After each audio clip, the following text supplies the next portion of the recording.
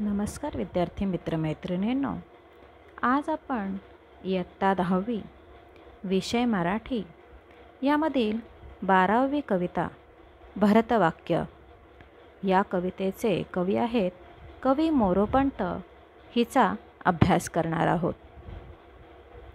त्याप्रथम आपण कवी मोरोपंतांविषयी माहिती जाणून घेऊया। कवी मोरोपंतांचे पूर्ण नाव मोरेश्वर रामचंद्र पराडकर।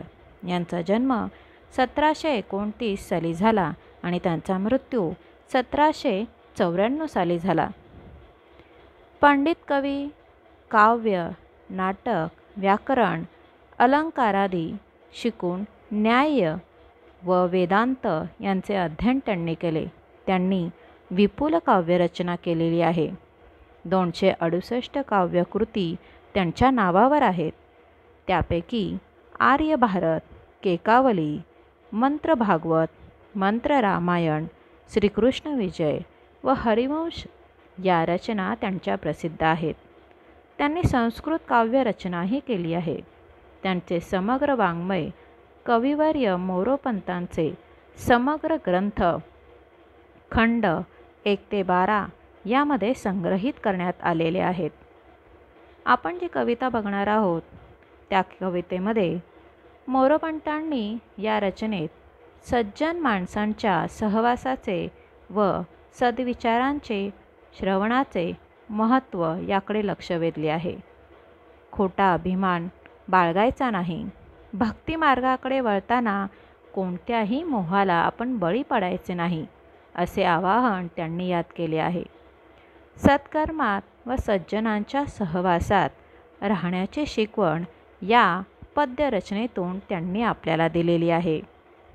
माणसाने नेहमी सज्जन माणसाच्या संगतीत राहावे व सुवचनांच्या विचारांनी वागावे। खोटा अभिमान न बाळगता व मोहाला बळी न पडता सत्कर्म करून भक्ती मार्गाचे अवलंबन करावे असा उपदेश कवी मोरोपंतांनी त्यांच्या केकावलीमध्ये केले आहे। मग प्रथम विद्यार्थी मित्रमैत्रिणींनो, केकावली म्हणजे काय हे आपल्याला जाणून घ्यायचे आहे। केकावली म्हणजे केका म्हणजे मोराचा टाहो, आवली म्हणजे ओळ, केकावली म्हणजे सततचा टाहो होय। मोरोपंतांच्या कविता रचनेच्या छंदाला केकावली असं म्हटलं आहे। आणि आपल्याला जी भरतवाक्य ही कविता दिली आहे, मग भरतवाक्य म्हणजे काय? तर भरतवाक्य म्हणजे नाटकातले शेवटचे वाक्य।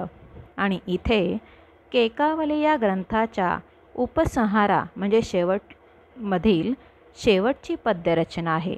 आणि आपल्याला ही जी पद्यरचना दिलेली आहे ती केकावलीमध्ये आहे।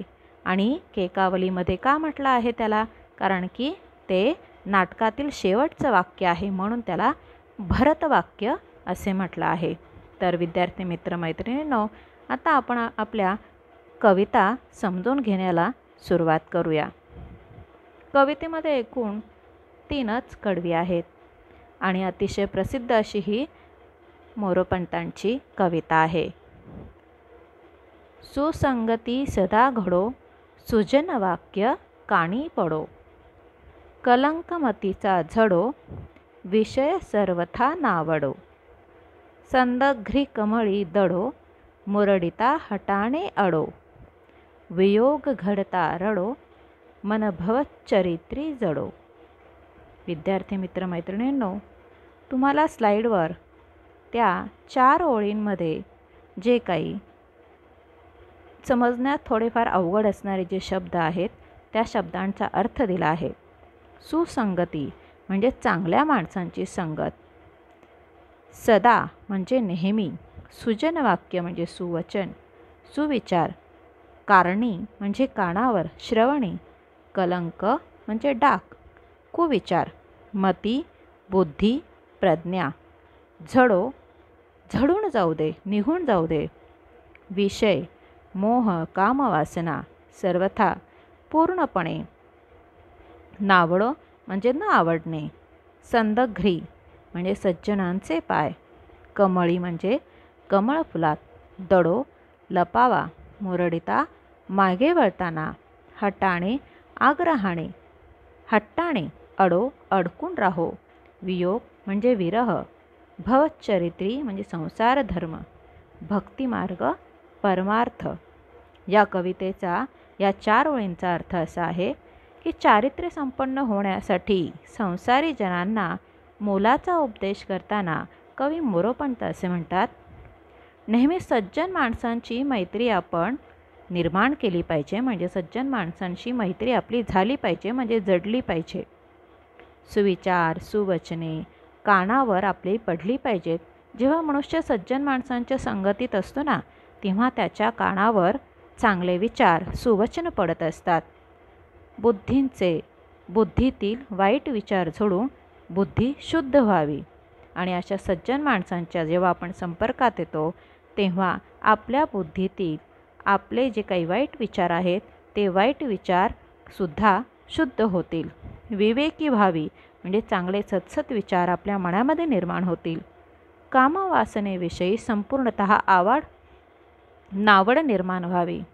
कामवासना म्हणजे वाईट विचार, मोह याविषयी आपल्या मनामध्ये नावड निर्माण झाली पाहिजे, म्हणजे वाईट विचार आपल्या मनामध्ये यायला नकोत. मोह आपल्याला फार गोष्टींचा वाटायला नको. भुंगा जसा कमळात अडकतो, सुगंधाने धुंद होऊन निग्रहाने तेथून हटत नाही. बघा, भुंग्याला सुद्धा कमळाचा मोह होतो आणि तो त्यात अडकतो. त्याचा सुगंध त्याला धुंद करून जातो आणि तो त्या कमळातून बाहेर पडत नाही.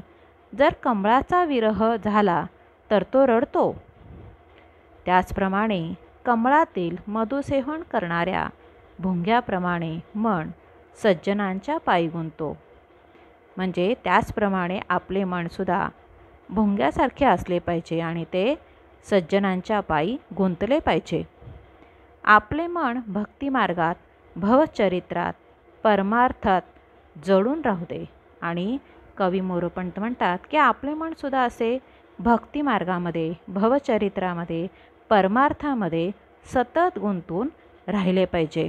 म्हणजे भक्तिमार्ग हा चांगला मार्ग आपण स्वीकारला पाहिजे. न निश्चय कधी ढळो, कुजन विघ्न बाधा टळो, न चित्त भजनी चळो, मती सद्युक्त मार्गी वळो, स्वत्वत्व हृदया कळो, दुरभिमान सारा गळो, पुन्हा न मन हे मळो, दुरित आत्मबोधे जळो. बघा किती सुंदर सांगितलेलं आहे. कुजन म्हणजे वाईट माणूस, विघ्न बाधा अडचणींची लागण व्यत्यय, भजनी म्हणजे भजनात प्रार्थनेत न चळो विचलित होऊ नये, दुर्लक्ष होऊ नये, सद्युक्त मार्गी म्हणजे चांगल्या वाटेला चांगल्या जीवनाला, स्वत्व आत्मविश्वास स्वाभिमान, दुराभिमान व्यर्थ अभिमान गर्विष्ठपणा, गळून जावा, न मळो मलिन होऊ नये घाणेरडे होऊ नये, दुरित वाईट कृत्य अनिष्ट गोष्टी, आत्मबोधे आत्मज्ञानाने जळून जाऊ दे. बघा म्हणजे दुसऱ्या या 4 ओळींचा अर्थ काय होतो. दृढ निर्धार कधीही ढळून द्यायचा नाही. वाईट माणसांचे विघ्न टळून जाऊ दे. म्हणजे आपल्या मनातील जो दृढ निर्धार असतो निश्चय असतो तो कधीही आपण ढळू द्यायचा नाही. वाईट माणसांचे विघ्न टळून जाऊ दे. त्यांच्या अडचणींची बाधा आपल्याला होऊ नये. म्हणजे त्यांनी आपल्या मार्गामध्ये कितीही अडचणी आणल्या तरी आपल्याला त्याचा त्रास होऊ नये. परमेश्वराचे नामस्मरण करताना मन चंचल होऊ नये. परमेश्वराचे जेव्हा आपण नामस्मरण करतो तेव्हा त्याच्यामध्ये आपण तल्लीन होऊन गेलं पाहिजे. मन चंचल व्हायला नको. चांगला मार्ग आचरण्यासाठी बुद्धीला वळण लागो आणि जे जे चांगले मार्ग आहेत ते आपल्याला स्वीकारायचे आहेत त्यासाठी बुद्धीला चांगलं वळण लागलं पाहिजे.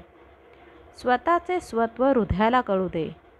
हृदयाला स्वतःचे सत्वाची जाणीव होऊ दे. स्वतःची ओळख निर्माण होऊ दे आणि स्वतःविषयी आत्मविश्वास वाढीस लागू दे म्हणजे निर्माण होऊ दे.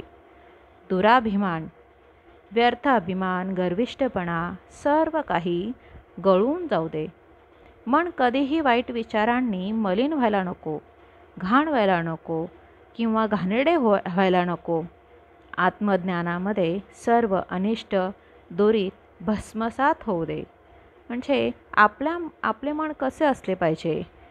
मनामध्ये चांगले विचार आले पाहिजे. आपलं मन चांगल्या विचारांच्या जीवन मार्गाला लागलं पाहिजे. आपल्या मनामध्ये आत्मविश्वास निर्माण झाला पाहिजे.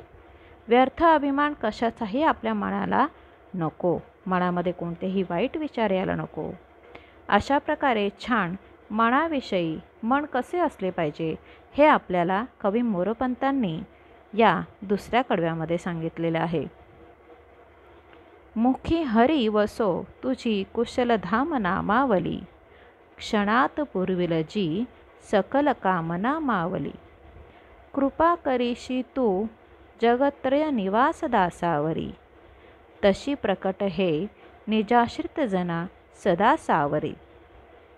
मुखी म्हणजे तोंडात, हरी म्हणजे देवाचे नामस्मरण, वसो राहू दे, वस्ती करू दे, सकल म्हणजे सर्व, अवधी, कामना म्हणजे इच्छा आकांक्षा, मावली म्हणजे मनात असणारी, कृपा आशीर्वाद, प्रकट म्हणजे दिसणे प्रत्यक्ष, निजाश्रित जना म्हणजे ज्यांना तुझ्या म्हणजे देवाच्या आश्रयाची किंवा आधाराची गरज असणारी जी माणसं असतात म्हणजे भक्त मंडळी असतात ती, सावरी म्हणजे आधार द्यावा, सांभाळावे. कवी मोरोपंत असे म्हणतात, हे देवा, तुझे नाव माझ्या मुखातून सदैव येत राहो. म्हणजे माझ्या मुखामध्ये सदैव तुझे नामस्मरण असू दे. माझे शरीररूपी घर तुझ्या नामोच्चाराने कुशल व पावन होऊ दे. मला हे जे काही शरीर मिळालेले आहे त्या शरीरामध्ये तुझे घर तुझ्या नामोच्चाराने कुशल आणि पावन होऊ दे. तुझ्या नामस्मरणाने माझ्या मनाच्या सर्व इच्छा तत्काळ पुरवल्या जातात. तुझं नामस्मरण इतकं महान आहे की माझ्या मनामध्ये ज्या ज्या काही इच्छा होतात त्या तत्काळ पूर्ण होतात. तिन्ही जगात म्हणजे स्वर्गलोक, इहलोक आणि पाताळ या तिन्ही जगात राहणाऱ्या भक्तांवर तू कृपावंत होतोस. म्हणजे कायम तुझी कृपा असते. तशी तुझ्या आश्रयाला आलेल्या शरण आलेल्या भक्तांवर तुझी कृपा प्रकट होऊ दे. म्हणजे हे परमेश्वराकडे ते असं मागणं मागतायत बघा की माझ्या मुखामध्ये सदैव तुझं नाम राहू दे. तुझ्या नामोच्चाराने माझं मन शरीर कुशल पाहू दे. माझ्या मनातल्या इच्छा तुझ्या नामस्मरणाने तत्काळ पूर्ण होऊ दे. तिन्ही लोकांमध्ये जे काही भक्त मंडळी राहतात त्यावर तू सदैव कृपा कर. आणि तुझ्या आश्रयाला जी भक्त मंडळी येतात शरण आलेल्या भक्तांवर तुझी कृपा सदैव असू दे. अशा प्रकारे कवी मोरोपंतांनी त्यांच्या केकावलीमध्ये भरतवाक्य म्हणजे हे शेवटचे वाक्य जे म्हटलं आहे, जी पद्यरचना केली आहे त्याच्यामध्ये आपल्याला असे सांगितलेले आहे की आपण आपलं मन कसं ठेवलं पाहिजे, नंतर सज्जन लोकांच्या सहवासात कसं राहिलं पाहिजे, सदैव परमेश्वराचे नामस्मरण कसे केले पाहिजे की जेणेकरून आपण सत्कर्म करून भक्तिमार्गाचा अवलंब केलं पाहिजे आणि सुवचने चांगला विचार आपल्या मनामध्ये निर्माण झाले पाहिजे. कोणताही खोटा अभिमान आपण बाळगायचा नाही आणि कोणत्याही मोहाला आपण बळी पडायचं नाही. विद्यार्थी मित्रमैत्रिणींनो, नक्कीच ही कविता तुम्हाला समजली असेल. धन्यवाद.